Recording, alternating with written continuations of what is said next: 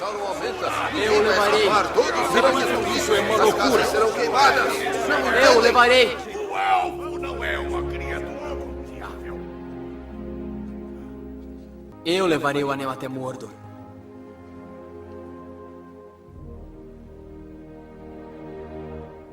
Porém, não conheço o caminho. Eu ajudarei com esse fardo, Frodo Bolseiro. Enquanto tiver que carregá-lo. Se com minha vida ou minha morte eu puder protegê-lo, eu o farei. Minha espada é sua. E o meu arco é seu. E meu machado. Se esta é a vontade deste conselho, Gondor participará. Oh! O Sr. Frodo não vai a lugar nenhum sem mim. É verdade, é quase impossível separá-los, mesmo quando ele é chamado para uma reunião secreta e você não é. Esperem! Nós também vamos! Terão que nos mandar para casa amarrados num saco para nos impedir. Enfim, precisam de pessoas inteligentes para essa tal de missão.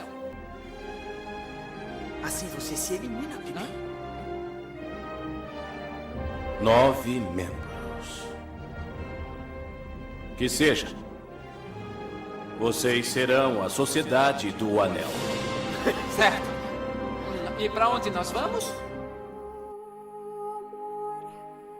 Bom dia, boa tarde, boa noite, meus caros amigos. Estou eu aqui de novo, Efraim Fernandes, e hoje vamos falar de 2 novos clássicos. Eu acho que a gente pode chamar de clássico porque eles são recentes, né? Tem 2 décadas nas telonas, que é O Senhor dos Anéis, A Sociedade do Anel, e O Senhor dos Anéis, As Duas Torres. Então a gente estamos completando 20 anos e a gente vai debater sobre essa maravilha, esse marco que são as produções do Tolkien na visão do Peter Jackson. E hoje, na nossa guilda, no nosso bando, na nossa sociedade, a gente tem aqui a nossa Arlequina, a nossa Galadriel, a nossa elfa, Jéssica Silva. Jéssica, dá um oi aí. Oi, galera. Mais uma vez aqui, tamo junto. E completando o nosso time, o guerreiro mestre, o comentarista Rafael Teodoro. Espere-me até o alvorecer do 5º dia, de madrugada, olhe para o leste.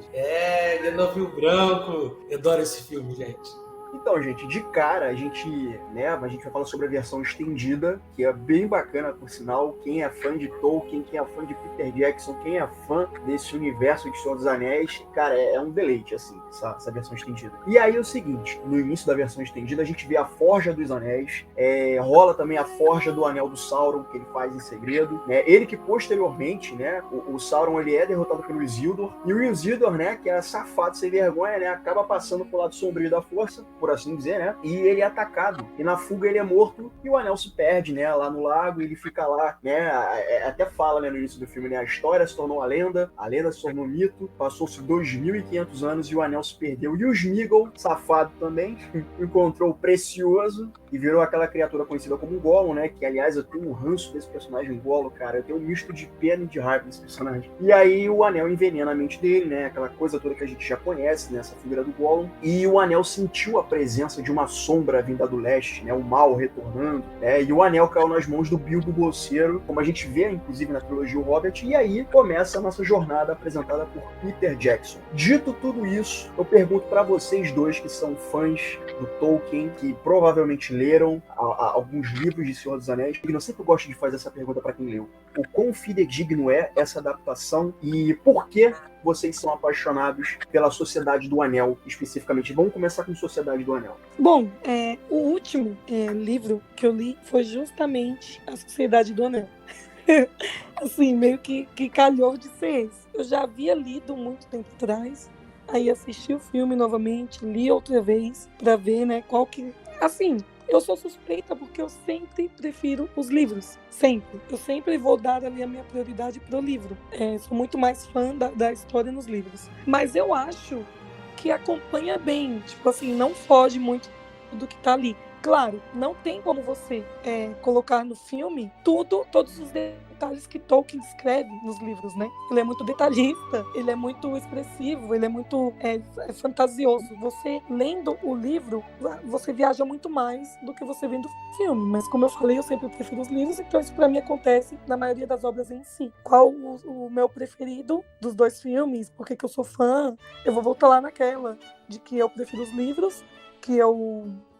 como eu posso dizer, sempre vou dar prioridade para os livros, mas o filme também é encantador, né? O que atraiu o filme atrai, você atrai no livro, digamos assim. Cara, vamos lá. Eu li Sociedade do Anel, eu vi o filme. Na verdade, eu acho que assim como a Jess, eu primeiro fui convertido pelos filmes para depois ler os livros, né? Eu acho que, pra ter uma ideia, Sociedade do Anel eu vi em VHS, eu nem vi no cinema. Aí, depois que eu fui ver Duas Torres no cinema e, consequentemente, fui ver Retorno do Rei também. Duas Torres eu vi num dia de cinema e Retorno do Rei eu vi numa primeira sessão do primeiro dia da estreia, aquela coisa que tu vai evoluindo, né? Em termos de nerdice e fanzice. Você falou sobre transposição. Cara, o Peter Jackson, eu acho que é uma das maiores e melhores adaptações de toda a história do cinema. Por quê? Ele faz adaptações da Sociedade do Anel na versão normal e na estendida, que são necessárias para o andamento da história. A principal delas é o Tom Bombadil. Tom Bombadil é um personagem que nos livros a história trava. Tom Bombadil é um personagem que os hobbits encontram enquanto estão indo no caminho de Valfenda e tal. Valfenda não, perdão, o caminho para Bree ainda, quando ele sai do condado para Bree, e simplesmente é um personagem que ninguém sabe de onde veio, só que ele não é afetado pelo poder de um anel. O poder de um anel não funciona nele e ninguém sabe que criatura é o Tom Bombadil.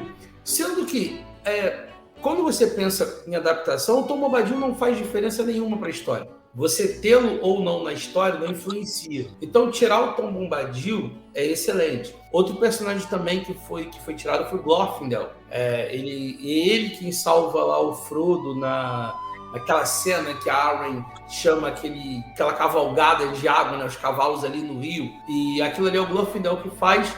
Sendo por quê? Porque a Arwen na trilogia, a gente até vai falar um pouco dela no Duas Torres, né? A Arwen na trilogia, ela só é a mina do Aragorn, nos livros, tá? Ela só é a mina do Aragorn, que desistiu da vida élfica para viver uma vida mortal com Aragorn. Então, você trazer essas cenas de ação, deixar a Arwen mais ativa na história, eu acho que sim, são duas adaptações essenciais. E a terceira é spoiler, mas já são mais de 10 anos, já são 20 anos aqui, mas é que o Boromir ele não morre na Sociedade do Anel, ele morre no começo do Duas Torres nos livros. E aí, para ser aquele cliffhanger, né, para ser aquela coisa final, o Peter Jackson trouxe a morte do Boromir para o final da Sociedade do Anel, que eu acho que encerra bem aquele arco ali. Então, eu acho interessante essa adaptação. Foi uma das cenas mais fortes do filme pra mim, né? A morte do Boromir. Ela é, pesada, como diz o Rafa. Ela, fechou bacana ali toda a situação, né? Inclusive, na versão estendida, o Boromir e o Faramir, eles têm, acho que um pouco mais de densidade na história, né? Não que eles não tivessem na versão que foi pro cinema, mas eu acho que os dois são mais aprofundados quando tem a versão estendida. Isso, no caso do Duas Torres, né? Eles têm descontracendo, na verdade, na Duas Torres, na versão estendida. Porque, se você já pode me lembrar, mas durante toda a trilogia que foi pro cinema, Boromir e Faramir não contracenam em cena nenhuma. E só na versão estendida do Duas Torres que mostra o Boromir e Faramir interagindo. Que é quando o pai dele chega, né, e o Faramir, não sei se é o Faramir ou se é o Boromir, fala, puta que pariu, chegou o papai, ele vai encher a porra de saco. Sim. Um personagem aqui, cara, que eu gosto bastante, é o Gandalf, cara. O Gandalf do Ian McKellen, eu acho que ele traz um ar nobre, quase que uma realeza, né, ele tem um porte, sabe, eu acho que o Ian McKellen é um cara, provavelmente ele é do teatro, Cara, ele toca o terror psicologicamente no Frodo, cara. Porque assim, o anel não pode ficar no condado. O Sauron tá chegando com a galera dele pra reaver o anel. Ele meio que toca um terror psicológico na cabeça do Frodo, que tem aquele clássico arquétipo do personagem que acha que não tá pronto pra viver aquela aventura, ele não é digno dessa responsabilidade. Cara, o Gandalf, assim, eu acho que eu não consigo. Tem alguns personagens que quando você faz ele ganhar vida, você não imagina outro ator, você não imagina outro rosto fazendo aquele personagem. Por exemplo, fugindo aqui do Senhor dos Anéis, eu não imagino outro Harry Potter sem ser o Daniel Radcliffe. A minha cabeça não consegue, assim, pensar. Eu leio Harry Potter e penso no Daniel Radcliffe, na Emma Watson e no Rupert Grint fazendo aquelas cenas ali. É a mesma coisa com a mesma cara como o Gandalf. Não dá para você ler Senhor dos Anéis hoje em dia, você vê as cenas do Gandalf, ver o Gandalf avançando e você, cara, não tem como não ser o Ian McKellen. Aí eles fizeram agora aí na série, né, que possivelmente o Homem Estranho é o Gandalf, mas você vê que até ele emula o que o Ian McKellen fez no cinema. E o Gandalf, assim, o Gandalf, inclusive, a morte dele, né, lá em Núria, né, que ele morreu, tá? O pessoal fala, não, ele morre, e aí os Valar mandam ele de novo pra agora como Gandalf branco e tal, mas ele morre. E assim, a morte dele é o que origina Game of Thrones, não sei se vocês sabem isso. Mas o George Martin já falou que a cena, ele leu Senhor dos Anéis e a cena que ficou marcada na mente dele é a morte do Gandalf, porque tipo assim, cara, qualquer personagem pode morrer, porque tinha aquela coisa da jornada do herói, o herói nunca morre e tal, não sei o quê. Então a morte do Gandalf, pra ele, porque o Gandalf não foi um herói corrompido, o Gandalf morreu em sacrifício. Então ele tem isso na mente, ele já deu entrevista sobre isso, que toda a decorrência de Game of Thrones, quando ele escreve os personagens principais podendo morrer, é decorrência à morte do Gandalf no primeiro livro, no primeiro filme. O Gandalf não morre, tipo, lá no último. Não é a última cena que morreu para salvar a humanidade. Ele morre no começo da jornada. Então é uma ruptura muito grande. Quando vi, eu também fiquei em choque. Porque você fala assim, quando você pensa em RPG, basicamente, você tem ali, o arqueiro, que é o Legolas. Você tem o Gimli, que é um anão, que é um cara, digamos, de combate curto. O Aragorn, que é o Ranger. E você tem o Mago. O Mago é o Gandalf. Então, esses personagens, eles vão até o final do RPG. Então, quando você tira o Gandalf logo ali, é puxado. E, assim, o coração dá uma chorada. É o Ned Stark morrendo no Game of Thrones, né? Que, inclusive, é o ator que faz o Boromir. Sim, eu lembro na cena que o Gandalf morre que, tipo assim, eu assisti e chorei na hora e eu falei, não é possível um negócio desse, cara. Não, o autor não fez um negócio desse, cara. Não fez. Tipo, eu indignada, eu nem segui o filme adiante. Eu dei um pause e fiquei pensando, não é possível. Vai passar 10 minutos, ele vai aparecer, é uma pegadinha, é um meme. Mano, o Frodo chorava, eu chorava na mesma intensidade que o Frodo. Você não tem noção. Parecia que eu tava dentro do filme. E assim, né, Jess, tem um detalhe, porque o Gandalf, narrativamente falando, ele é o elo entre os hobbits com a galera mais de outras raças, assim, né? Porque é ele que tá na jornada. Ele que é não vou dizer o comandante, mas o arquiteto ali, porque o Frodo tem que levar o anel e ele, eu vou com você e tal, mas é o Gandalf que faz o meio campo ali do negócio. Ele a ligação, né? Isso, então assim, você pensando, cara, o Gandalf morreu, o Aragorn depois faz assim, não, boa sorte aí, tô indo pra casa, vou dormir, que eu não tenho mais responsabilidade com vocês. Mas aí você tem do juramento que foi feito ao Frodo, né? Meu machado é seu, meu arco é seu. Então, que é uma cena muito bonita, que é a cena de Valfenda. Mas o Gandalf é, digamos, a cola da sociedade nesse começo e ele simplesmente tira a cola do negócio. Cara, eu vi no cinema, eu vi esse filme no cinema na época. Eu lembro que, assim, de ter visto quando eu era garoto, né? Tipo, sei lá, eu vi Caravana da Coragem, A História Sem Fim, filmes de fantasia, né? Que tinham um medieval, Excalibur e tal. E aí, quando eu vi um filme desse porte, que é O Senhor dos Anéis, eu falei, caraca, mano, os caras estão voltando com tudo, uma parada que eu não via desde que eu era pequeno. E aí, quando eu vi essa cena da morte do Gandalf, né? Primeiro o Gandalf vira e fala, you should not pass. Depois ele vai cair, tipo, ele acha que matou o Balrog tá caindo. Aí tu fala, ufa, tranquilo, agora ele vai sair dessa. Aí vem a linguinha, o chicote do Balrog, puxa ele e ele manda um run your fools. Eu falei, fudeu. Caraca, mano. E tipo assim, a cara que o Frodo faz, mano, eu fiquei assim, cara, não acredito.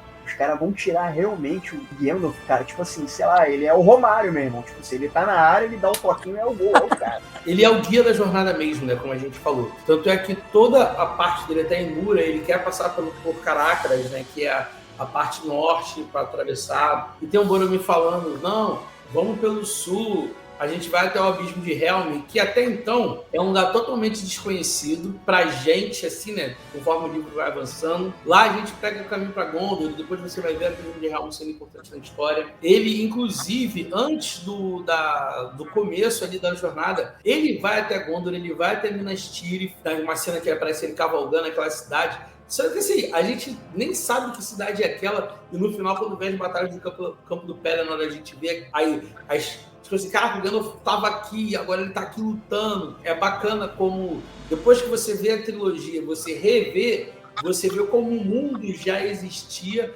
e esses personagens habitavam esse mundo, interagiam com esse mundo, só que a gente, assim como os hobbits, isso vale importante a gente lembrar, a gente é igual o Hobbit. A gente não sabe nada desse mundo. Os Hobbits são aqueles personagens que a gente chama de orelha, né? Que servem para ouvir todas as histórias, pra gente entender como é que é o mundo, pra entender como funciona, pra entender o que eles veem pela primeira vez e é o que a gente vê pela primeira vez. Então, assim, é muito bacana você depois pensar com essa cabeça. Quando você puder rever o filme, assiste já sabendo dessas informações e aí você vai ver que você vai ter mais riqueza de detalhe. Shall not pass!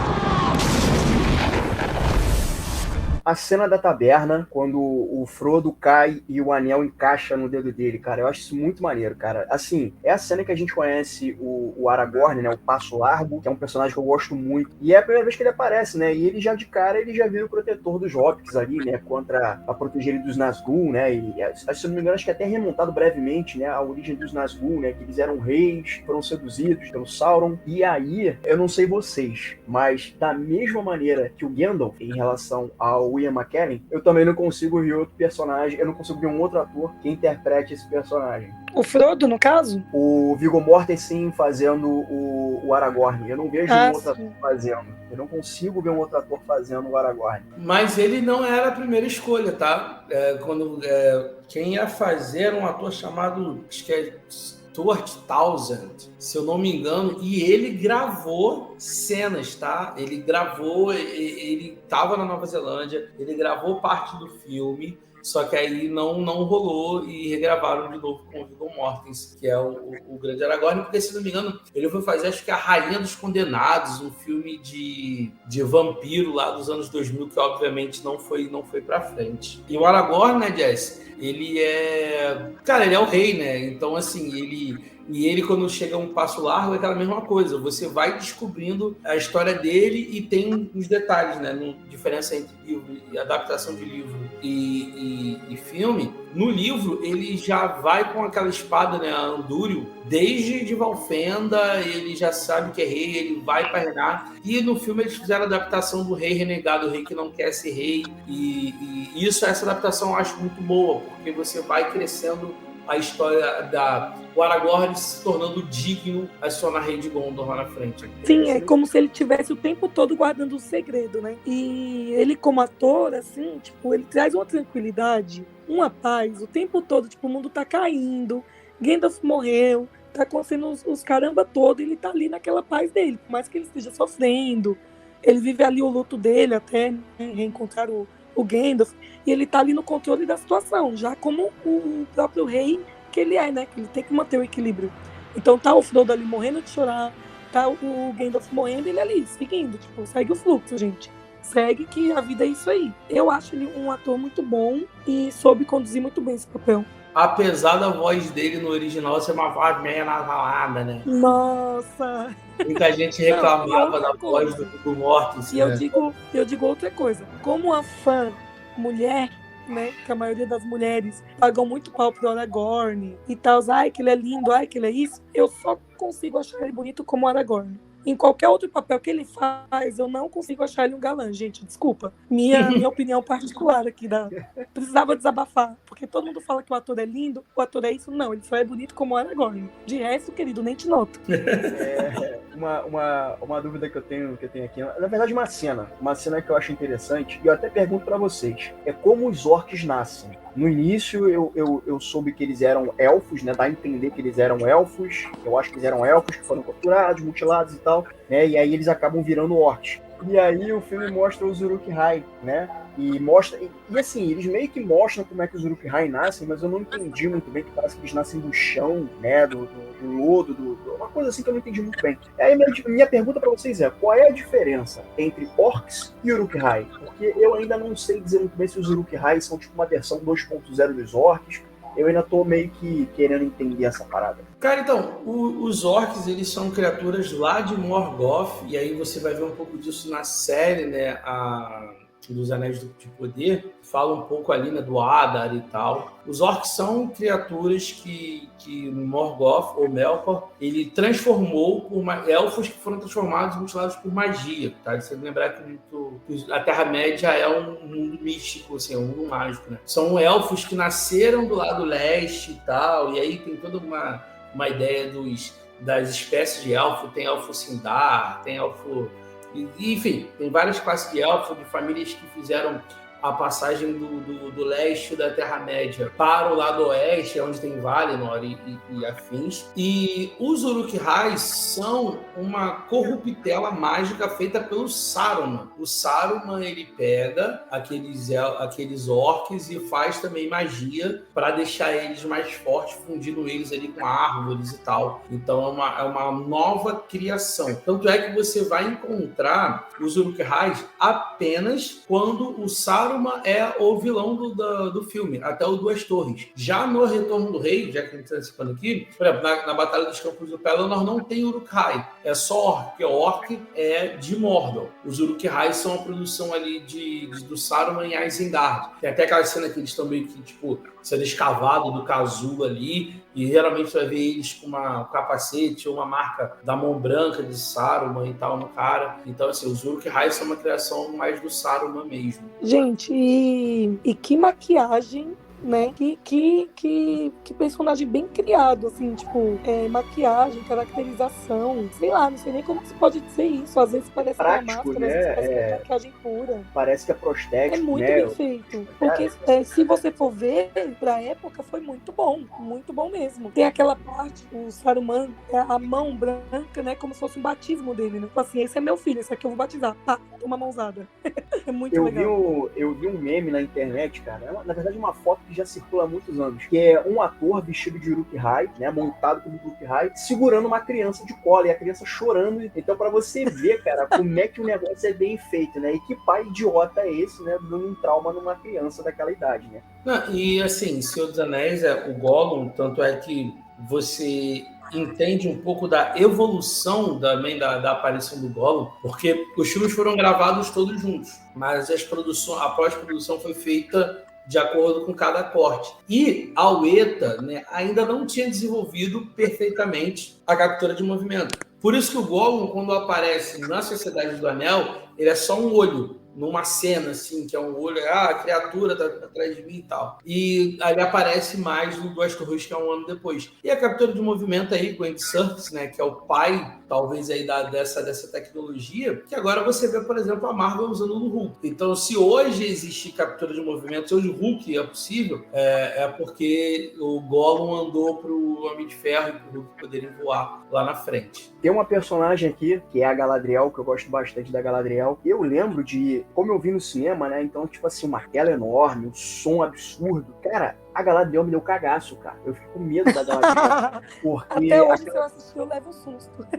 Cara, aquela cena dela com o Frodo, cara, e tipo assim, ela sendo tentada pelo anel, e ela conversando com o Frodo e tal, e ela fala, todos vão se desesperar, todos vão me amar, todos vão me desesperar, eu vou ser uma rainha, uma deusa tão firme quanto as bases da terra. Caralho, meu irmão. E engraçado que, tipo assim, eu fiquei pensando, tá, o anel tentou ela pra ela fazer isso, tanto é que depois ela vira e fala, passei no teste, vou me recolher e tal, não sei o quê. E aí, no momento que a gente sabe que vai ter uma outra atriz, uma segunda atriz mais nova, que fez a Galadriel na série, né, Os Anéis de Poder, eu fiquei me perguntando se em algum momento, em algum período, eu não sei, tá, gente, porque eu não li os livros, né, mas eu fiquei me perguntando se ela ia mimetizar um pouco do que a Cate Blanchett fez, e se essa versão mais nova da Galadriel, poderia se sentir tentada pelo anel de alguma forma e trazer de novo esse vislumbre quase de personagem de filme de terror, uma coisa mais assustadora. Porque quando eu olhei ela naquele momento, ela muda. Cara, é um switch que dá, que é muito assim. Ela é aquela figura etérea, quase um anjo, e daqui a pouco ela vira uma figura maligna, cara. Eu lembro de ver aquilo no cinema, cara. Eu fiquei com medo. Eu te juro que eu fiquei com medo. E aí eu fiquei pensando, será que a nova atriz vai por esse caminho, vai mimetizar essa personagem, essa atriz? Será que a gente vai ver essa sedução dela pelo lado sombrio e tal? Eu sou meio suspeita, né? Pra falar de Galadriel, porque é uma das minhas personagens preferidas. Eu acho que a atriz que interpreta ela mais jovem, ela, tipo assim, ela tá trazendo a Galadriel mais jovem, né? Você vê que são posturas diferentes. Você vê no Senhor dos Anéis a Galadriel preparada para aquilo, para resistir ao anel. Talvez apareça, né, nos novos capítulos da série, essa tentação dela. Eu gostaria muito de ver uma cena dessas, mas acho que, tipo, pode ser na fase que ela está, tipo, quase preparada, sabe?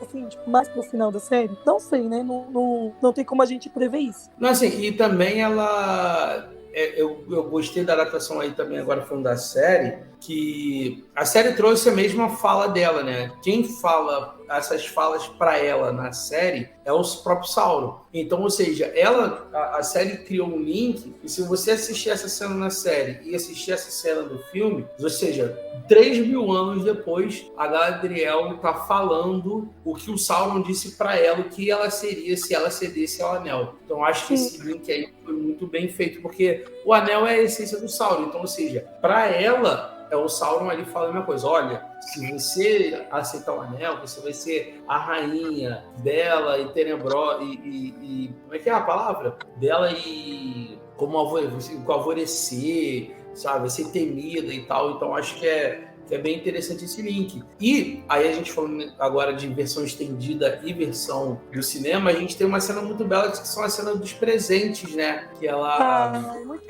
recebe, né? Que ela dá, na verdade, pros membros da comitiva, né? Dá um arco diferenciado pro Legolas, porque ele tem um arco da Floresta das Trevas, agora passa a ter um arco de Lothlórien, aí dá... Esqueci o nome agora, da Lúthien, de verdade, pro Frodo, aí dá uma corda pro Sam, que tudo isso a gente vai ver depois eles usando, principalmente nas versões estendidas. E principalmente ele dá os fios de cabelo para... O melhor pro Gimli, gente, a carinha dele, contando depois que recebeu os... ele fala tipo assim, e aí, o que você pediu pra ela? Alguém pergunta pra ele, né? Eu pedi um fio de cabelo e ela me deu 3. Caraca, a carinha que ele faz, ele todo bobo, né? Então sai, pô, ela me deu 3, cara. Que pra ele é a coisa mais bonita que ele viu no mundo. E o Efra, eu não sei se você vai avançar, mas eu preciso voltar numa cena aí que talvez seja uma das mais importantes do filme Sociedade do Anel, que é a batalha em Múria, mais precisamente em Khazad-dûm, com aquele troll das cavernas, né? Que a cena toda é bem construída, te dá uma sensação que vai dar merda antes do Balrog chegar. Eles estão cercados ali, e o Merry, né, fazendo... É o Pippin, né, que faz besteira, né, que deixa cair derruba, o lá, derruba, e aquilo ali, escuta os tambores, bum, bum. Eu ali já gelei. Quando eu ouvi o tambor, já gelei. Né? E você vai vendo a tensão crescendo, porque você não sabe o que está acontecendo. Você está ouvindo só os barulhos de bumbo, de tambor, e aquelas risadinhas dos orcs, aquele negócio crescendo, e eles encurralados numa sala, só os 9. 9 não, né? 5, porque tem 4 ali que não lutam até então, né? Os hobbits. Só pra fazer graça. Então, assim, a computação gráfica daquela cena é incrível. Óbvio que a gente está falando de uma cena feita há 20 anos, e se o Peter Jackson fosse o George Lucas, essas cenas já teriam sido refeitas digitalmente, né? Mas é incrível toda a fluidez da cena, como há revezamento nos ataques. Tem uma cena Houdini, tem uma cena cômica muito... É uma parte cômica nessa cena, que ele vai se esquivando dos golpes porque ele vai caindo. Então ele acontece alguma coisa, ele cai para trás, aí o troll vem para dar uma machadada nele, aí depois acontece alguma coisa, e isso vai evoluindo assim, até o Legolas resolver o problema. Eu acho que é bem feita assim a cena de como um todo. Né? E é a primeira vez que a gente vê a sociedade lutando mesmo, né? Porque essa cena foi logo depois que a sociedade foi formada, né? Que o Frodo é ferido, aí foi a deixa pra Arwen. E antes, essa cena que você tá falando então, antes? Foi antes da sociedade ir pra casa do né? Que o Frodo é ferido, aí enfim, ela aparece, né? E ela vai pra Valfenda, né? A gente conhece Valfenda, aí tá lá a galera reunida, tá o Elrond, o Boromir, o Legolas, o Gimli, o Aragorn e os Hobbits, né? Tá a galera toda lá. Que é quando é dito que é preciso destruir o anel, né? Que lá nas chamas da Montanha da Perdição, que o anel, de fato, o mal vai ser destruído. E o Frodo se voluntaria, cara. E eu achei legal essa cena pelo seguinte, tá todo mundo discutindo, não, porque não sei o que, e tal, não sei o que. Aí vem um Frodo pequenininho, diminuto, falando, não, cara, eu faço isso. Aí eu fiquei assim, mano, tipo, e na época assim, eu não conhecia o Senhor dos Anéis, né? Então pra mim era tudo novidade. Então é naquele momento que o Frodo aceita o destino dele e fala, não, cara, tá comigo, eu pego essa responsabilidade. E aí foi aí que eu falei, cara, fudeu. Aí vem a sequência de Khazad-dûm, que é uma sequência maravilhosa, que é quando o Gandalf vai e morre. Cara, eu achei maravilhoso. Tem só um detalhe, 2 detalhes aí de Valfenda, já que a gente comentou.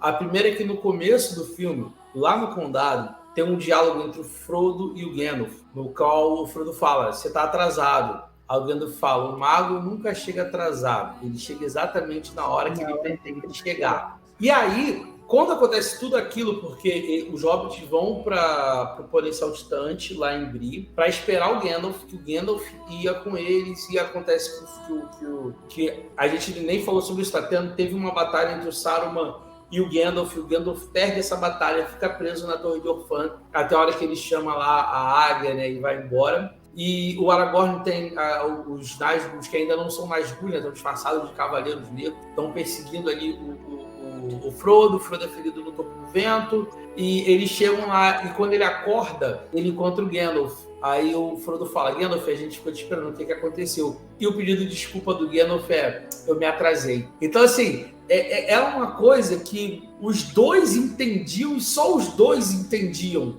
porque os dois tiveram um diálogo anterior. Então isso é bonito, porque mostra uma relação. E nessa cena que você pontuou, que o Frodo pega o anel e fala que vai seguir, né?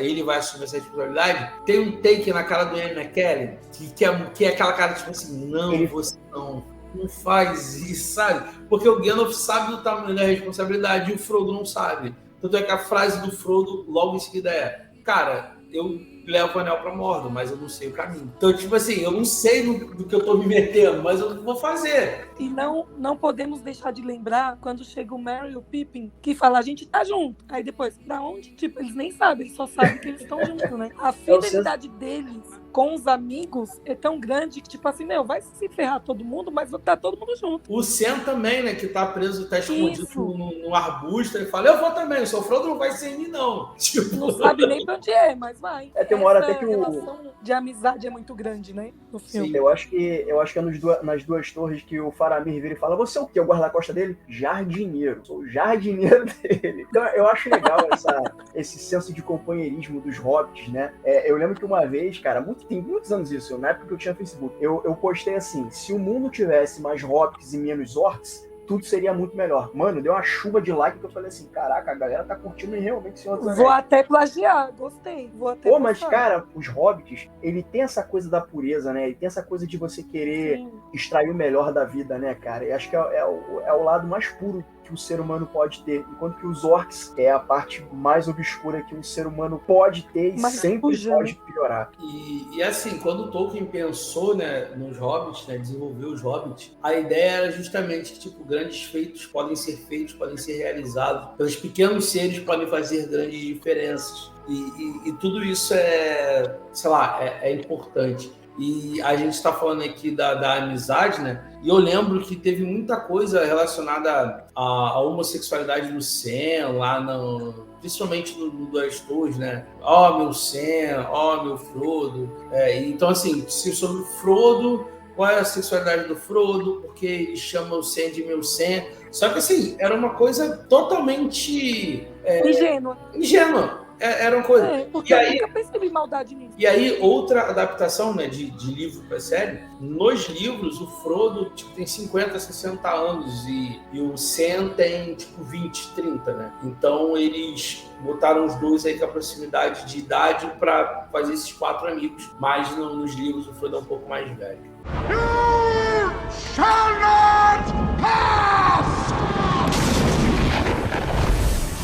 Passando para a sequência de luta antes do final da Sociedade do Anel, cara, tem uma sequência de luta que na verdade é na floresta, quando os orcs estão chegando e vão lutar contra os protagonistas, né? E aí é o momento do Boromir, que o Boromir ele fica tentado pelo anel, e ele quer tomar o anel do Frodo, e aí inclusive o Boromir morre, né, e aí chega o Aragorn e luta com o Uruk-hai. Então eu achei que foi uma sequência, e essa sequência, né, eu acho que, eu fico imaginando a dor de cabeça que deve ser pro Peter Jackson, gravar numa floresta, a céu aberto, tem que ficar pensando em ângulo de câmera, tem que ficar pensando na iluminação, que, cara, é uma parada tão bem feita, cara, é tudo tão bem orquestrado. Foi a despedida do Boromir, e eu fiquei vendo essa versão estendida do Boromir, no segundo filme As Duas Torres, eles dão uma profundidade maior pro Boromir, né? Então, assim, a gente tem a despedida dele na Sociedade do Anel, e aí quando eu vi que tinha a versão estendida na HBO Max, eu falei, opa, peraí, eu preciso ver agora isso aqui para entender um pouco mais a cabeça do Boromir. E aí rola essa sequência da floresta que eu achei muito boa, e o Aragorn lutando contra o Uruk-hai, e aí no final, né,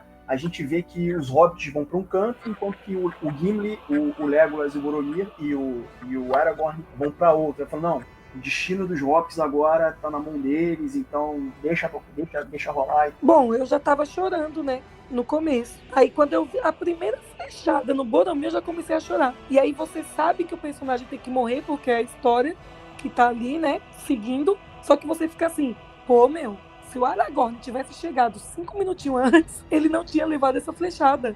Por que esse filho da mãe chegou antes?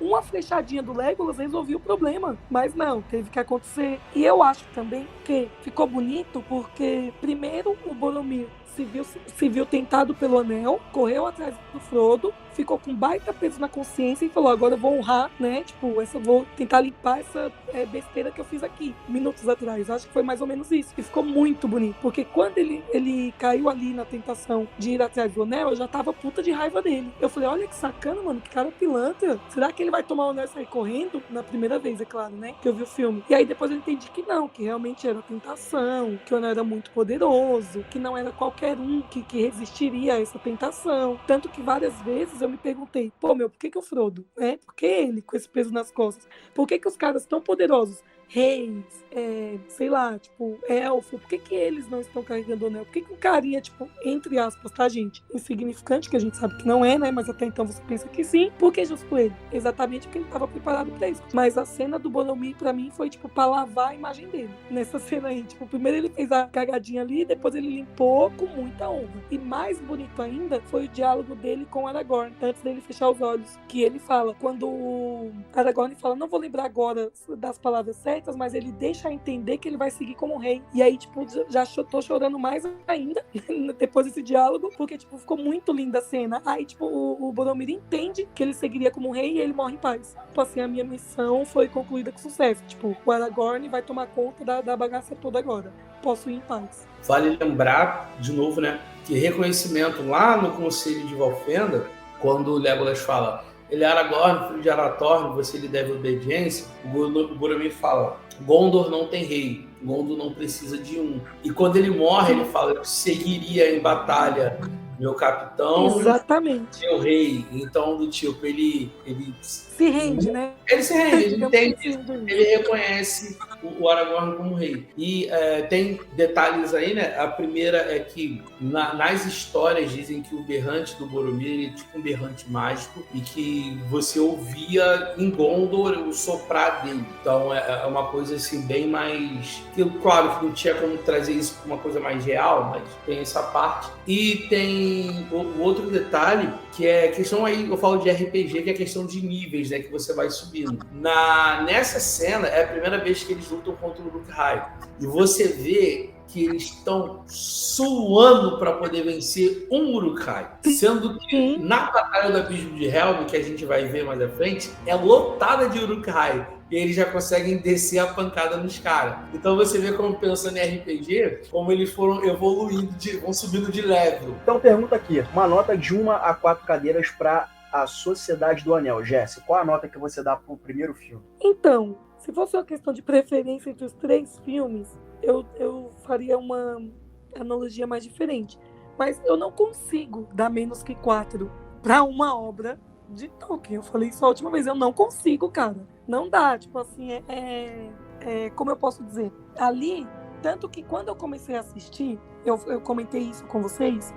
A primeira vez eu dormi, na segunda vez foi um pouquinho mais animada. Só que você entende que a Sociedade do Anel, ela vai te explicar toda a situação. Ela vai te apresentar os personagens para você conseguir entender um pouco das duas torres. E por fim, o último filme. Então é muito necessário, tipo, você prestar muita atenção em cada detalhe que vai repercutir lá na frente. Então, se tivesse 5 cadeiras, seriam as 5. Cara, a Sociedade do Anel tem um trabalho de você apresentar um mundo novo para quem nunca conheceu o Senhor dos Anéis e para realizar o sonho do nerdola que leu o Senhor dos Anéis a vida inteira. E nesse exato momento, o Efraim Fernandes vai liberar aqui para vocês a Trilha do Condado. Você acabou de ver essa Trilha do Condado? Gente, não tem como não dar 16 cadeiras para a Sociedade do Anel. Essa trilha que você acabou de ouvir agora, você é jogado no mundo, você vê a casinha, você não dá. É emoção, assim.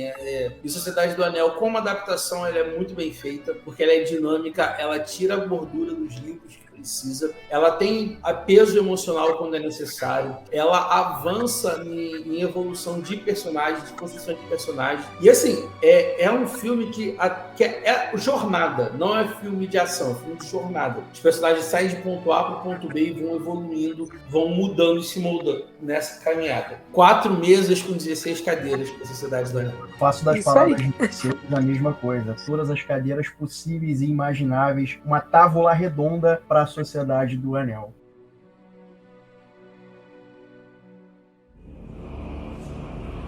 E agora, galera, vamos passar para As Duas Torres, O Senhor dos Anéis, As Duas Torres, que foi um outro filmaço que eu vi no cinema que a galera, cara, parecia Flamengo Fluminense, final de campeonato, cara, campeonato brasileiro. A galera vibrou vendo esse filme.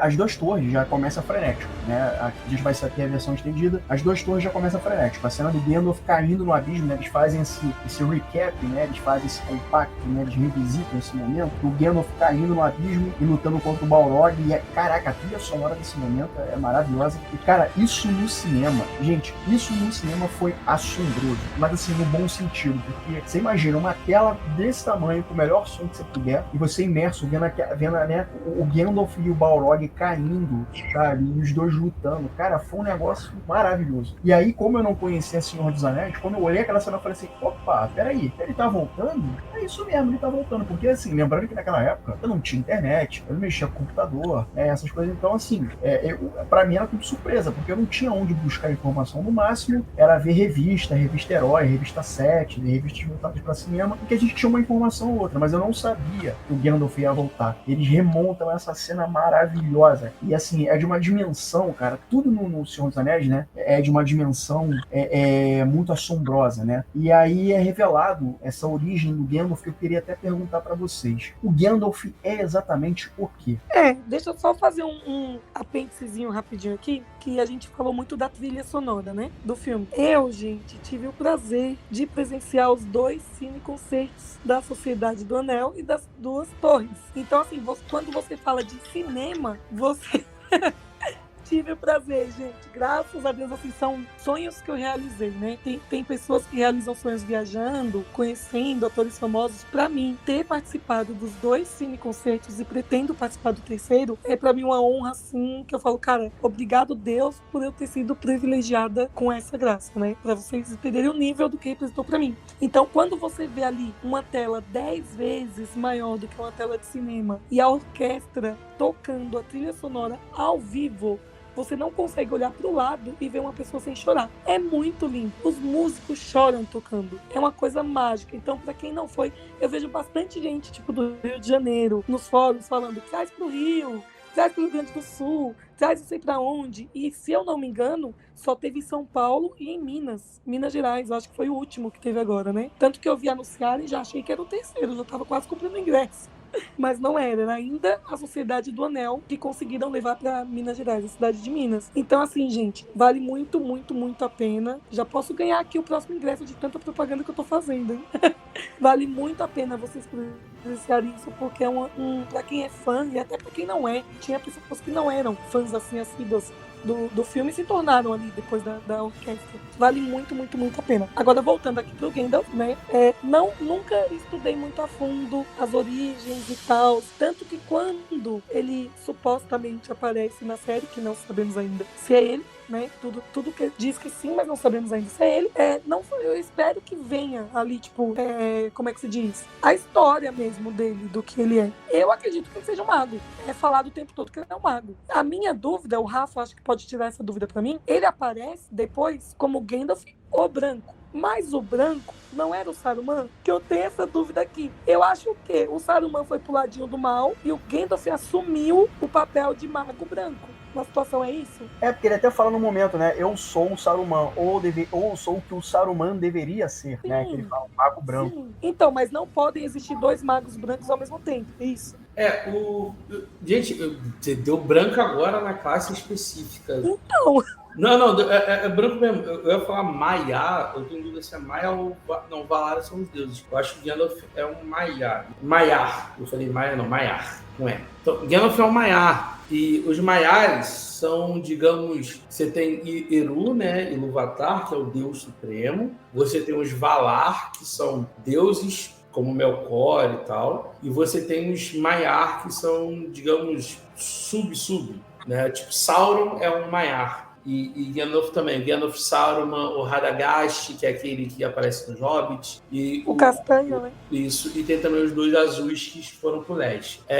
Então, assim, quando o Gandalf morre na Sociedade do Anel, o espírito dele volta para as Terras Imortais, né? E os Valar mandam ele de volta, só que mais poderoso, porque agora ele vai fazer o papel que o Saruman deveria fazer, que o Saruman é o mais poderoso de toda a classe. Por isso que ele senta, ele é o chefe da ordem. Então agora o Gandalf passa a ser o chefe da ordem. Ele ganha uma nova vida. E assim como o branco, né? E que o branco é tipo o chefe da ordem lá dos magos. Entendeu? Mas você falou de Duas Torres, e é um filme... Porque assim, o Retorno do Rei tem a Batalha do Campo do Pelennor, que faz tudo ficar gigantesco, assim, uma escala nunca vista em termos de batalha. Mas em termos de ritmo, de ação, o Duas Torres é incrível. Porque ele já te começa com aquela panorâmica de montanha e você começa a escutar o fogo negro não é mais para você, não vai passar, e você, opa, eu tô vendo de outro ângulo a batalha de Múria, e aí você vê a sequência da batalha e tal. E você vê parte da sequência da batalha, porque depois você, quando ele tá lá na floresta de Fangorn, contando para Aragorn, para o Gimli, para o Legolas o que aconteceu, e ele, tipo assim, ele conta metade e acorda como se o Frodo estivesse sonhando com aquele momento ali, e aí você, cara, que loucura que tá acontecendo aqui. É o que eu falei, né? A Sociedade do Anel, ela vem tranquilinha, entre aspas, pra você já tá preparado para Duas Torres.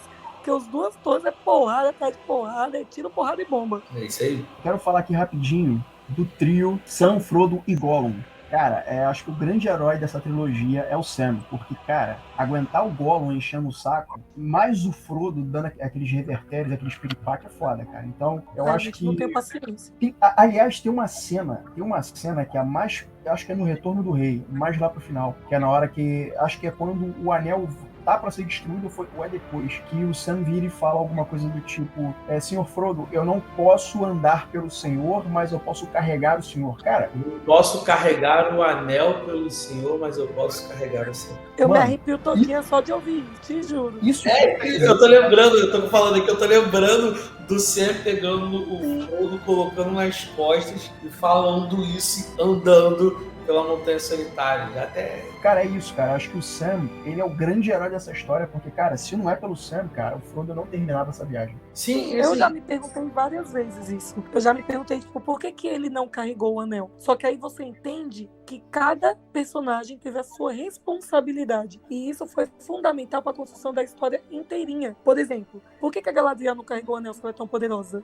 Por que fulano não carregou? Cada um é um quebra-cabeça, né? Cada um colaborou com a parte que te cabia. Como diz a frase, o que nos cabe é saber o que fazer com o tempo que nos é dado, não é? É como se cada...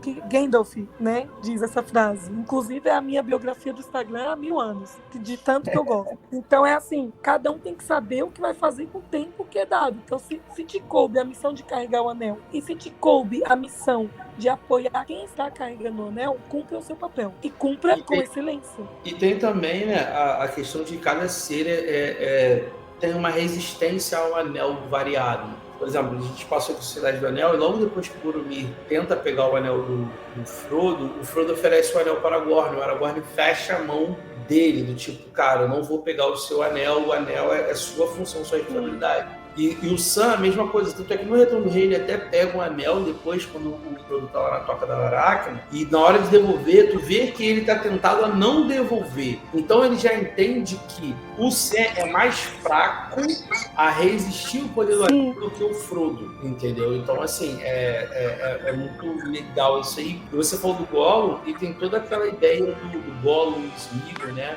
E você vê a dupla personalidade de alguém que tá destruído pelo anel, porque depois do Retorno do Rei a gente vê a destruição do Gollum como criatura, como ele é corrompido, e aquela fagulha ainda de esperança dele ser o Sméagol e não o Gollum. É interessante.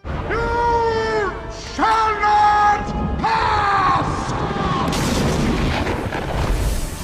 Uma passagem aqui, uma parte, né, que a versão estendida das Duas Torres dá uma atenção que eu achei bacana, é Gondor. Acho que é Gondor, que ela é atacada por aldeões, né, que são aliados ao Saruman, e o príncipe Theodred. Ele é resgatado, né, ele tá fugido, mas é resgatado. E é levado de volta para Rohan.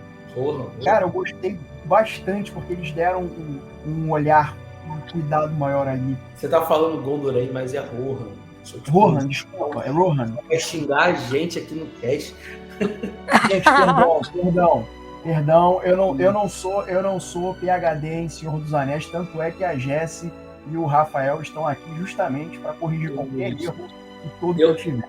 Eu acho que como a gente está falando de escala, né, como vai evoluindo, né, a história, e quando chega ali, porque no começo da Cidade do Anel você vê muito elfo, e você vê um anão, né, só vê o Gimli lá, não tem mais ninguém. E quando você chega no Retorno das Torres, você começa a ver um pouco mais do mundo dos homens. Porque os únicos dois homens no primeiro filme é o Gondor, o Aragorn e o Boromir. E aí você agora já tem um reino dos homens, você já tem um rei que é o Théoden, aí você tem o Theodred, que é filho do rei, que se fere.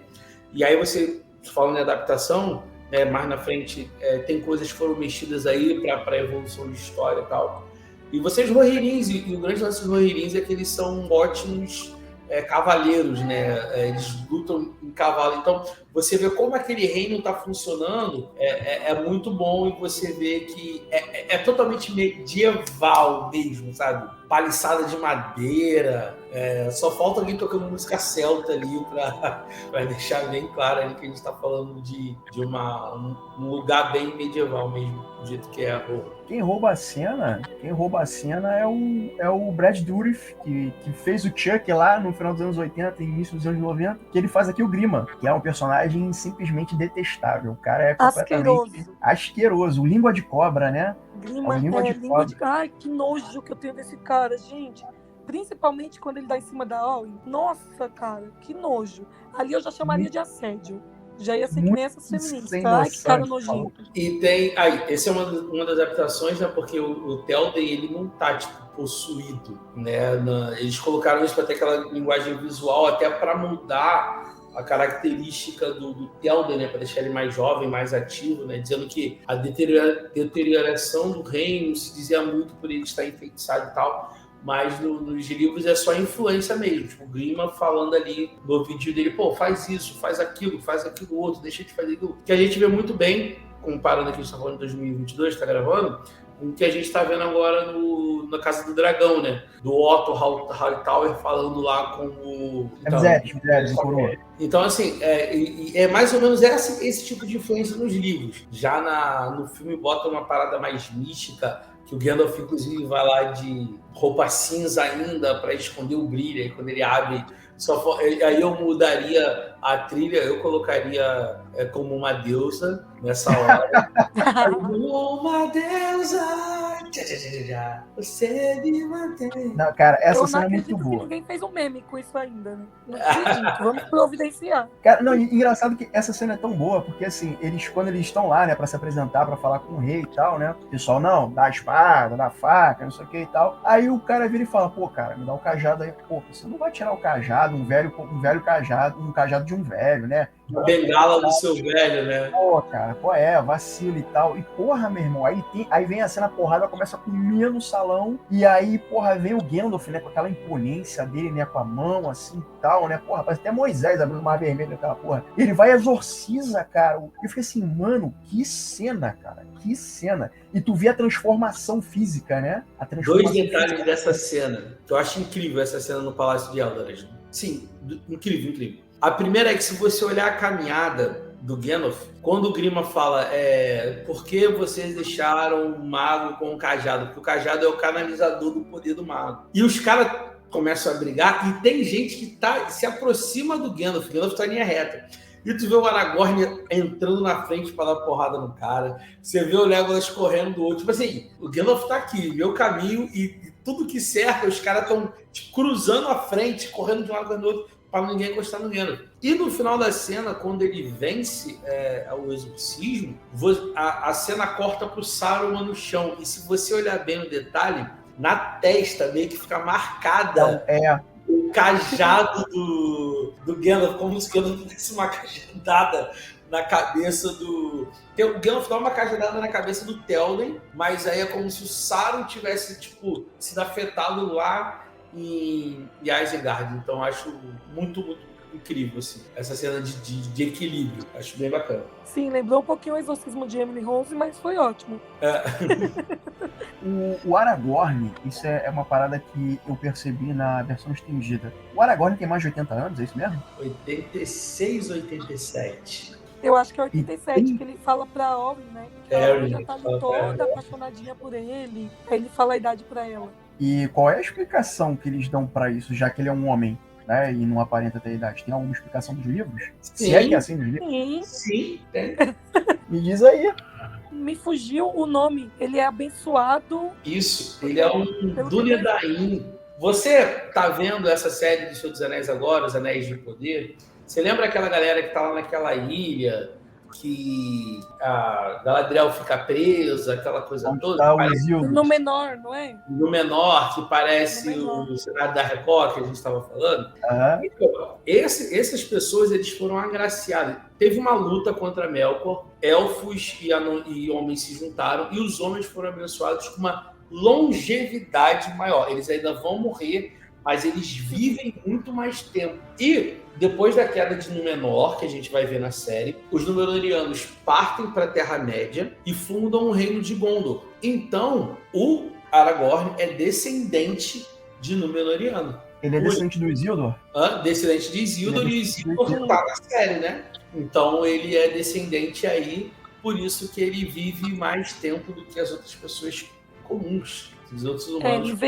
Ele envelhece mais devagar. É isso aí. Gente, a Elwyn, é uma dúvida aqui também. Eu sou leigo pra esse universo de Senhor dos Anéis, mas a Elwyn, ela é filha ou ela é sobrinha do Théoden? Sobrinha. Sobrinha, eu achava que era filha, viajei. Ela é prima do moço que morreu. Do Théoden. E irmã do outro, que eu não me recordo o nome agora, que é o Elmer. O cavaleiro lá. É o irmão do Elmer, o Cal Urban. Isso, que é o Billy Bruto. Isso aí. E assim, aí é outra adaptação também, porque no livro, de novo, né? No livro, o Elmer tá o tempo inteiro com o rei. Quem o Gandalf vai buscar, o Duas Torres, é um cara chamado Erkebrand, de um lugar lá chamado Pod Ocidental. Ele vai buscar esse exército para ajudar na luta do Abismo de Helm. Mas pensando em roteiro, vou incluir um cara que não vai servir para nada, vai ser só mais um personagem. Eles inventaram essa história aí do Elmer ter sido banido do reino e o Gandalf indo atrás dos cavaleiros do Elmer para poder ajudar a vencer a Batalha do Abismo de Helm, lá chegando como surpresa. Mas, assim, isso aqui é uma adaptação, óbvio, muito, muito bem feita. E, cara, é muito bom você ver, assim, os Rohirris lutando, sabe? Eles dão outro dinamismo, assim, pra história. É bem bacana. Longe de mim falar mal de O Senhor dos Anéis, tá? Mas as cenas dos Ents me deram sono, vou ser bem sincero. Eu lembro de no cinema estar zoando no... Cara, eu lembro... Cara, é foda, né? Adolescente é foda. Eu lembro que eu tava no cinema na época zoando, dizendo que parecia a Xuxa e os Duendes, que entra as árvores e tal. Aí que maldade! Cara, eu tinha 18 anos quando eu vi. E aí o Saruman também, ele era derrotado pelos Ents, pra enchente e tal. Eu falei, ia lá, Xuxa e os Duendes, daqui a pouco minha buchaqueca, sei lá, vai sair voando e tal. Mas assim, o arco dos Ents eu acho meio chatinho, eu acho meio... Dá sono, não vou mentir pra vocês, me deu sono, não sei vocês. Eu acho que volta naquilo que eu falei. Que cada personagem serviu ali ocupando o seu espaço, explicando muito bem a história, e cada um colaborou para a construção da história em si. O que acontece? Eles são devagar mesmo, quando devem ser, mas eles são muito eficazes quando precisam ser, que pode ver que depois dá um quebra-pau do caramba deles lá, onde o Saruman estava construindo lá toda a maldade dele, estava com a empresa dele do mal, digamos assim, e tipo... Eles vão pra treta e sem medo nem nada, entendeu? Então, assim, eles são calminhos. Tem até uma cena que, tipo assim, parece que eles estão dormindo, né? Mas eles estão pensando para poder chegar na decisão. Então, assim, vamos falar em outras palavras. Não vamos julgar o comportamento de ninguém no filme, porque cada um deles levou aonde deveria chegar ao final da história. E assim, eu acho que também foi proposital, justamente por essa característica que a Jess falou, né? Que eles são mais lentos em tudo. Eles são... Gente, pensa em alguém que é muito, muito, muito velho. O Barbárvore, por exemplo, inclusive, vai a dica aí. Se você viu Os Anéis de Poder, tô falando dessa série porque tem muita referência ao filme, eles mostraram bem alguns pontos. Se você olhar quando o meteoro cai, aparece os Ents. Aparece eu observei isso também. O Barbárvore tá lá, entendeu? Tá andando assim. E tem um lance aí das interposas, que eu não vou nem entrar no detalhe. Muito engraçado. Porque eles cantam muito, né? Tem muitas histórias. No Senhor dos Anéis, no livro, tem muita música e tal. E assim, é incrível que eu acho que é pra parar mesmo, porque o Merry e o Pippin, eles têm uma função que o Gandalf, mais uma vez arquitetando, ele deixa o Merry e o Pippin como o Barbárvore, já sabendo que eles dois incitariam os Ents a entrarem na guerra e ajudar contra Sauron e contra Saruman. E o Merry e o Pippin, inclusive, falam, vamos pro sul, quando eles resolvem que não vão fazer nada, eles falam, cara, vamos pro sul então. Aí o Pippin até fala, cara, o sul onde é que tem Isengard? A gente não vai pra lá, a gente vai morrer. Mas a ideia é tipo assim, não, porque lá é que tá a maior parte da destruição das árvores que o Saruman, e aí você vê o Saruman destruindo árvore lá na Cidade do Anel, pra fazer os Uruk-hai. Então, tipo assim, lá ele vai ver o desmatamento e vai, tipo, precisamos agir, porque senão a gente tá em risco. Então é muito bacana. E aí, falando de versão estendida, eles bebem as águas dos Ents, o Merry e o Pippin, e eles ficam crescendo Não sei se tu viu essa cena na versão É sim, é muito engraçado. E Fica, acontece mesmo. Disputando pra ver quem cresceu mais. E acontece mesmo quando eles voltam pro condado e contam essa história que o Merry e o Pippin são mais altos do que qualquer outro hobbit que já existiu, justamente porque eles bebem a água dos entes, assim. Então acho bem, bem bacana. A gente tem a batalha final, clímax das duas torres, que eu acho, nossa, maravilhoso. Diga, Rafa. Precisamos falar do Faramir antes da gente falar da Billy Jack. Não, gente, pelo amor de Deus. Coitado do menino. Porque assim, na batalha final, a gente tem basicamente dois núcleos, né? É um que é lá com Aragorn e a galera, e o outro que é com o Faramir, junto com o Sam e com o Frodo. É justamente porque a gente falou um pouquinho aqui agora sobre como a versão estendida aprofunda a relação do Boromir com o Faramir. Você vai ter o diálogo do Boromir com o Denethor, que é o pai, né? Tipo assim, você tinha que valorizar mais o teu filho. Não é só eu e tal. Porque ele vê como Boromir é o filho querido e o Faramir é o filho rejeitado. Tanto é que no Retorno do Rei, o Denethor fala isso. O Faramir pergunta, você queria que fosse eu a morrer do que o Boromir, né? Aí ele fala, sim, eu queria. Pra mim, eu queria que dó, gente. Porto. Cara, puta que pariu, mano. Eu senti quando ele falou essa parada. Eu falei, caraca, mano, tipo, a desaprovação de um pai, mano, falar isso pra um filho, isso deve ser uma das piores coisas que tem na vida. E eles estão em Osgiliath e tem uma relação boa, porque logo depois do Retorno do Rei a gente vê Osgiliath sendo retomada pelos orcs. Osgiliath foi tomada por Boromir, o Faramir ficou ali para proteger, depois os orcs tomam Osgiliath e aí no final o Faramir é mandado para retornar Osgiliath e quase morre, né, no Retorno do Rei. Mas a parte do Faramir é bacana por duas coisas assim. Você conhece um pouco mais do que da guerra de trincheira que está acontecendo pelo mundo, porque você tem a Batalha de Brimham, que é uma batalha gigantesca, mas você vê o Faramir e a equipe dele fazendo pequenas missõezinhas de proteção, porque Gondor é a primeira linha de Mordor, assim. Gondor e Mordor é colado, um do lado do outro. Trazendo aqui para o nosso Rio de Janeiro, por exemplo, Bangu e Campo Grande, coladinho ali, um do lado do outro. Mas tem uma cena muito bacana, que acho que essa é a cena que encerra o filme, uma das cenas que encerra o filme, é o Nazgûl encarando o Frodo. Aquele pôster é maravilhoso. O Frodo em cima de um arco, né, de uma muralha assim, e o Nazgûl pairando assim de frente para ele. Eu acho aquela cena linda. E o Sam pulando e derrubando o Frodo, tipo, cara, não desiste, sabe? Tu não vai desistir, não vai se entregar.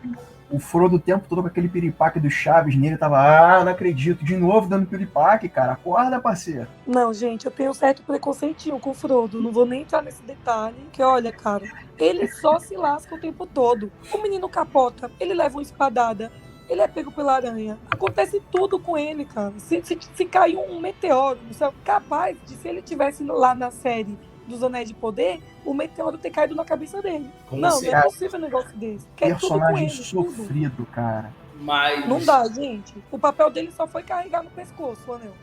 Eu sei que é um papel de peso. Tinha que ser ele. Mas eu tenho uma raiva toda vez que ele ele é pior que o Neymar. Neymar. Eu faço essa comparação com os dois, cara. Porque consegue fazer o gol, mas só cai, mano, o tempo todo. Muito bom. Mas, assim, que o Faramir, cara, é um personagem meio injustiçado na história como um todo, sabe? E ele tenta provar o valor pro pai o tempo inteiro. Inclusive, ele até fala, pegamos um anel, que era o que o Boromir queria, vou entregar o anel pro meu pai. E logo depois ele entende, quando ele vê essa cena, ele entende o tamanho da responsabilidade, do que o anel faria com Gondor se Denethor tivesse o anel. E ele deixa o Frodo ir, depois ele é julgado por uma ação de proteção, porque o anel em Gondor seria destruído pelo anel. E a ideia de, tipo, cara, esse anel não pode ficar aqui é mais importante do que o poder, essa ganância do meu pai querer ter o poder. O núcleo do Aragorn, especificamente nesse clímax, né, de batalha, né? Cara, tá todo mundo com cara de enterro, porque sabe que, assim, porra, vai tomar uma sova da galera. E, mano, chegam os elfos que levantam a moral, né, da galera lá. E, cara, eu acho que essa é uma batalha sensacional. Esse corte na versão estendida é maravilhoso. é tudo muito bem orquestrado, é tudo muito bem pensado. E assim, daí as coisas ficam tensas de novo, né? Porque eles acham que vão perder. E é quando chega o Gandalf, cara, pra salvar o dia. Porque o Gandalf sempre tá salvando alguém. Porque ele fala, ó, vai ter a frase que o Rafael falou, né? Acho que é no raiar do 5º dia, olhe para leste que eu vou estar chegando, alguma coisa assim. E chega e salva a galera. E, cara, são cenas de batalha, gente.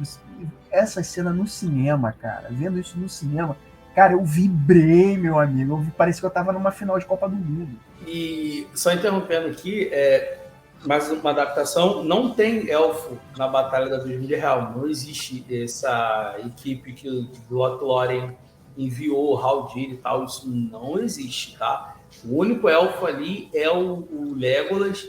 Lothlórien tá resolvendo um outro problema, porque assim, os filmes não tratam isso, mas quando você lê os apêndices dos Anéis, você vê que os anões estão lutando na Montanha Solitária, tem invasão de orc na Floresta das Trevas, então tá tendo outras batalhas acontecendo por toda a Terra-média.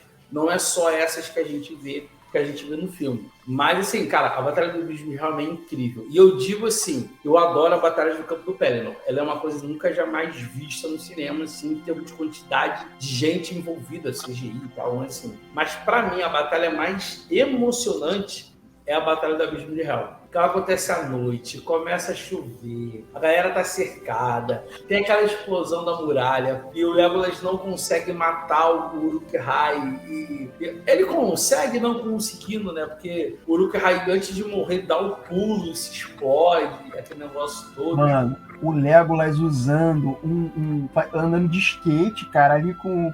Caralho, eu vibrei vendo essa porra. Cara, não é possível, cara. É porque o Peter Jackson é fanboy de elfo, né? Principalmente de Legolas. O Legolas faz um monte de coisa. Inclusive, no livro, o Legolas mata um Nazgûl, tá? Com uma flecha, enquanto o Nazgûl tá voando. É uma coisa bem louca, assim. Ele atira uma flecha. É doido. Mas, assim, eu também vibrei. Eu saí de lá e falei, cara, eu tenho que fazer isso com o skate quando chegar em casa. Descer uma escada. Tenta a sorte. Toda a batalha é incrível porque ela vai acontecendo por etapas, né? Você tem a parte da muralha e você tem um enfrentamento, e depois estoura a muralha, aí o Aragorn tá lá e ele faz vamos proteger ali o fim para impedir que a muralha seja derrubada. Aí logo depois o Aragorn e o Gimli vão pro portão e fazem uma limpeza no portão e tem aquela brincadeira ali do Legolas com o Gimli, né? É tipo,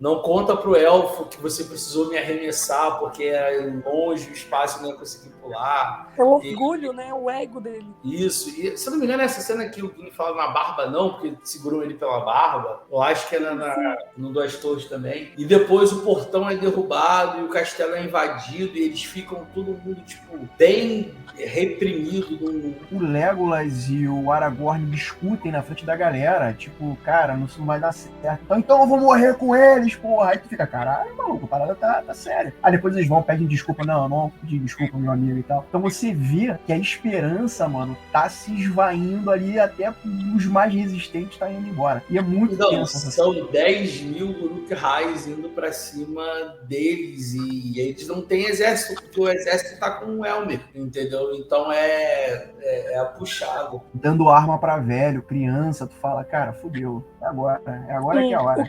O que eu gosto no Duas Torres é exatamente isso. Vai acontecendo tudo que você não imagina, porque a gente que tá assistindo, a gente quer que apareça o quê? Apareça Deus ali no meio e salve todo mundo. A gente sempre quer, a gente sempre tá com aquela esperancinha. Só que quando você tem uma esperança, acontece mais uma desgraça. É o tempo todo assim. Aí você fala, não, mas agora apareceu o Gandalf. Beleza, apareceu o Gandalf, mas apareceu uma porrada de Uruk-hai, que não sei o que. É sempre assim, tipo, tá acabando com todas as suas esperanças pra você criar toda aquela expectativa do que vai poder salvar o filme ali, né? E assim, estrategicamente falando, né, em termos de batalha, toda a grande parte do exército de Isengard, né, tá nessa batalha do Abismo de Helm. Então, o Saruman, ele fala, o Théoden não vai se segurar em Eldoras, ele vai para o Abismo de Helm, que é o lugar mais reforçado, de proteção.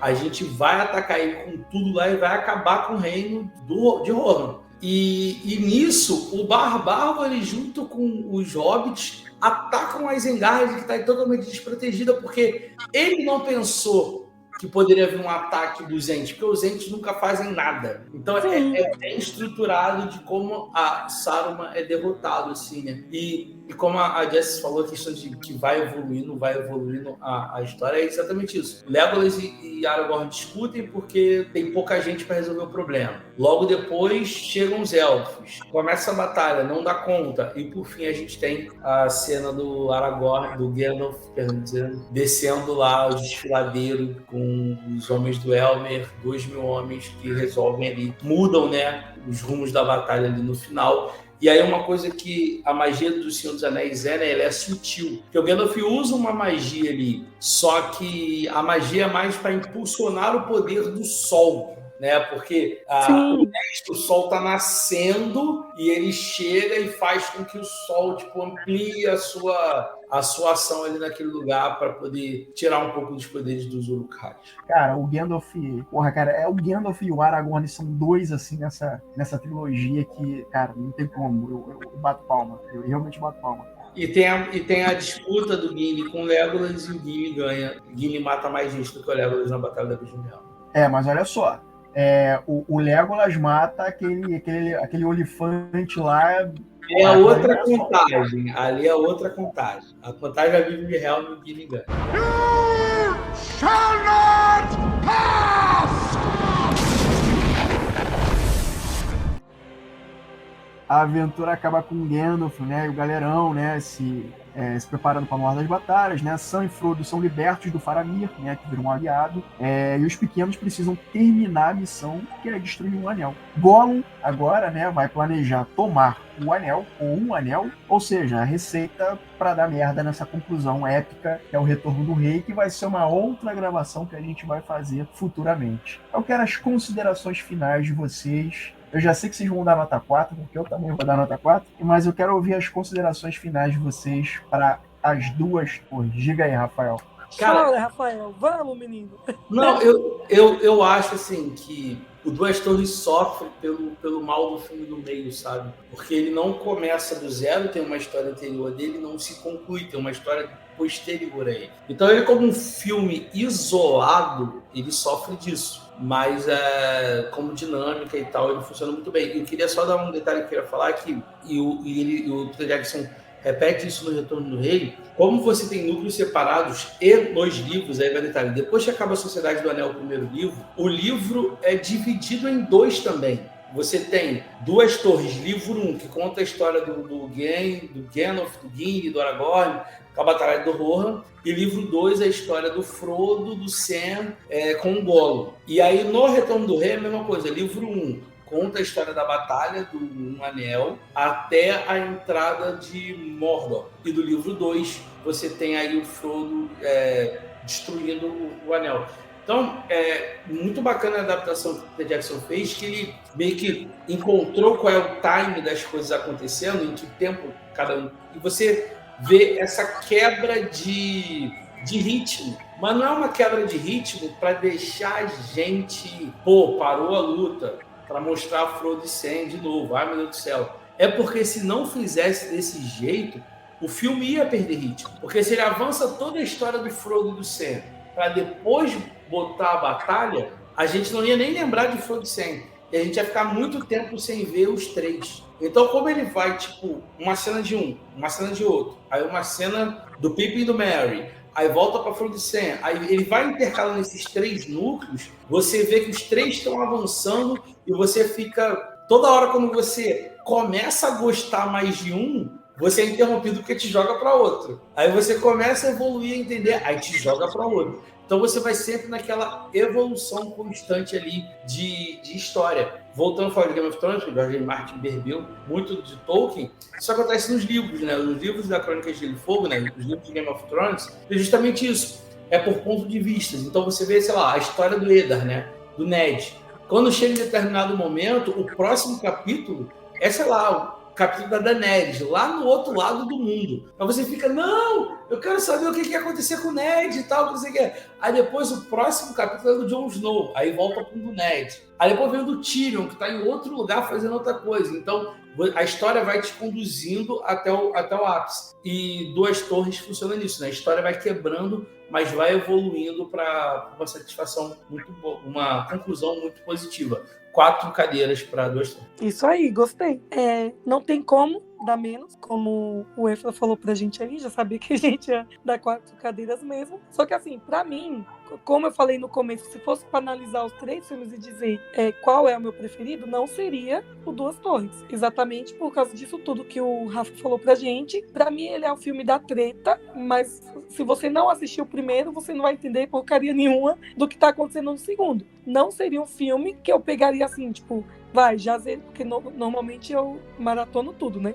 Não seria um que eu pegaria do nada e diria, vou assistir aqui esse hoje, domingo, do nada, já zerei e vou assistir o Duas Torres. E A Batalha dos 5 Exércitos já é um filme que eu assistiria avulso, entendeu? Assim como A Sociedade do Anel, embora seja o primeiro.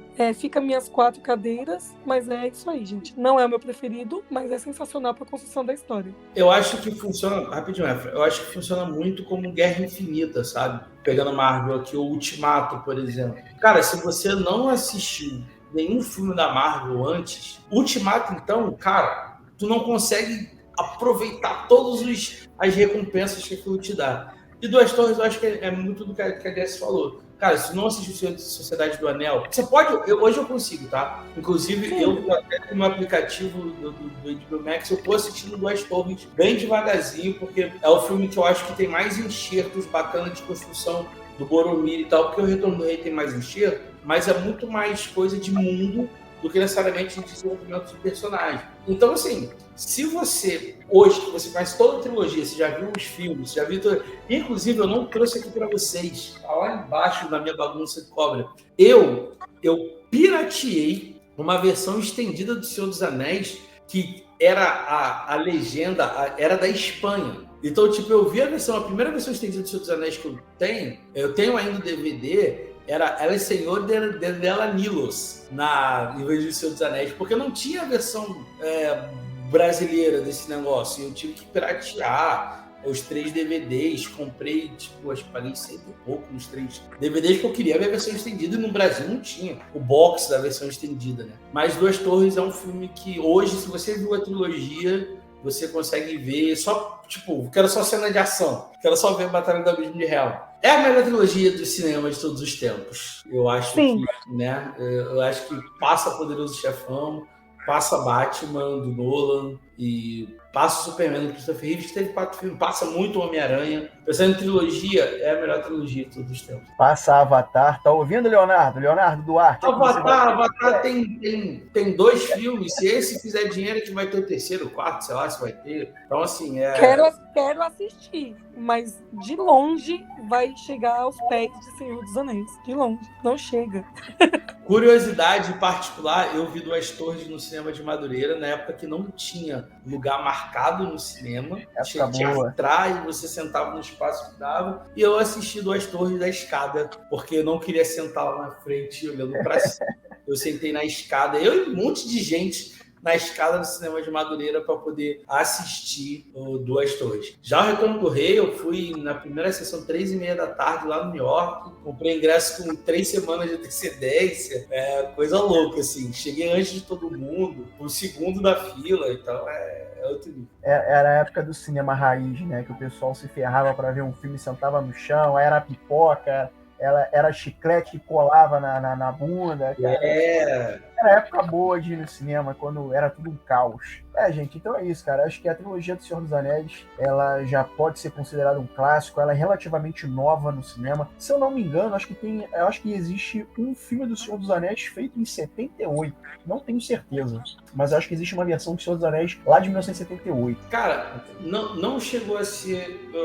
Acho que foi um filme da BBC, porque os Beatles compraram os direitos de adaptação do Senhor dos Anéis. E o John Lennon era o Gollum na versão. Então, assim, o McCartney era o Frodo, uma coisa assim. Que chegou a ser produzido. E tem uma animação do Senhor dos Anéis também, que chegou a ser produzida. Mas isso é muito dos primórdios dos primórdios. É isso, galera. Numa próxima ocasião, a gente vai falar sobre o Retorno do Rei, para a gente poder arrematar sobre Senhor dos Anéis. A gente está fazendo sobre o Senhor dos Anéis, a Sociedade do Anel e as Duas Torres, porque recentemente as Duas Torres está completando 2 décadas no cinema. Então, em breve, no ano de 2023, a gente fecha esse ciclo com o Retorno do Rei. Eu quero agradecer a nossa elfa Jessie. Jessie, muito obrigado pela sua participação. Você é um amor de pessoa. Isso, é um prazer.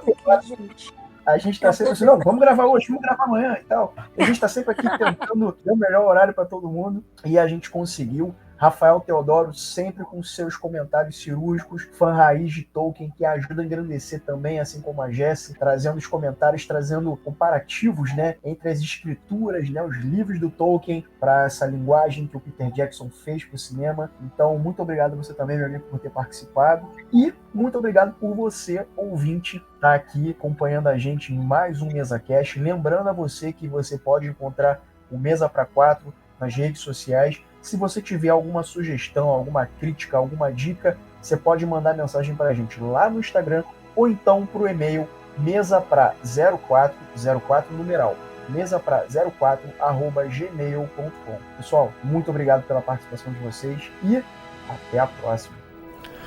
É como nas grandes histórias, Sr. Frodo. As realmente importantes eram cheias de perigo e de escuridão. E às vezes não queria nem saber o final. Porque como o fim poderia ser feliz?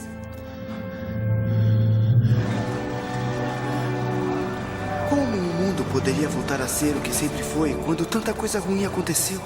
Vitória! Nós vencemos! Mas no final, essa sombra vai passar. Com certeza. Até mesmo a escuridão acabará. Um novo dia virá. E quando o sol nascer, ele brilhará ainda mais. Essas eram as histórias que ficavam com a gente. Que significavam alguma coisa. Mesmo quando era pequeno demais para entender por quê. Mas eu acho, Sr. Frodo, que eu entendo. Agora eu já sei. As pessoas daquelas histórias tiveram muitas chances para desistir, mas não desistiram. Elas foram em frente. Porque estavam se agarrando a alguma coisa. Aqui estamos nos agarrando, Sam. Que há algo de bom neste mundo, Sr. Frodo. E que vale a pena lutar.